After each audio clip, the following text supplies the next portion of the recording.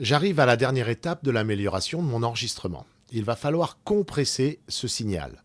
En fait, la compression va consister à rendre plus homogène.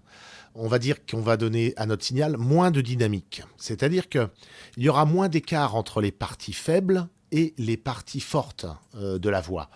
Par exemple, par ici, j'ai une syllabe qui est plutôt faible, on va dire. On peut l'écouter. Que vous me semblez beau, que vous me semblez beau, que vous me semblez beau. Voilà. Donc ça, c'est un passage qui est un petit peu faible.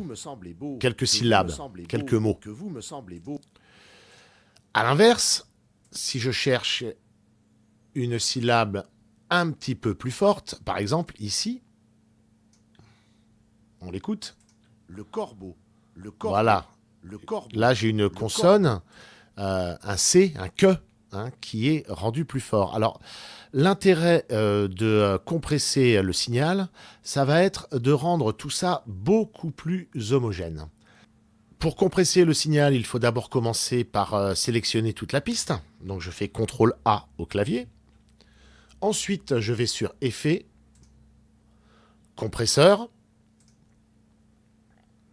Alors, il est possible maintenant de régler plusieurs paramètres. Les réglages qui sont ici fonctionnent bien la plupart du temps. Vous pouvez, si vous le souhaitez, prendre le temps de les noter. Alors, le seuil, moins 20 décibels, le niveau de bruit, moins 30 décibels, le ratio 3/1, l'attaque 0,1 seconde, la durée du relâchement, 1 seconde. Faites attention, n'oubliez pas de bien cocher compenser le gain à 0 décibels après compression. Ça veut dire que ma piste sera normalisée à la fin de la compression. Et puis, c'est bien une compression basée sur les pics. Regardons un petit peu comment ça va transformer le signal, cet effet-là. Donc, vous voyez que les parties un petit peu faibles ont été rehaussées et les parties un petit peu fortes, elles, au contraire, ont été compressées. Voilà, c'est pour ça que ça s'appelle faire une compression. Afin de bien voir l'effet de la compression sur mon signal, j'ai ici donc en haut la piste après la compression et en bas la piste avant la compression. Alors écoutons ce que ça donnait avant la compression. Donc je vais mettre muet la piste du haut et je mets en lecture. Le corbeau et le renard. Maître corbeau, sur un arbre perché, tenait en son bec un fromage. Maître renard, par l'odeur alléchée, lui tint à peu près ce langage. Et voilà. Donc ça, c'était le signal avant la compression.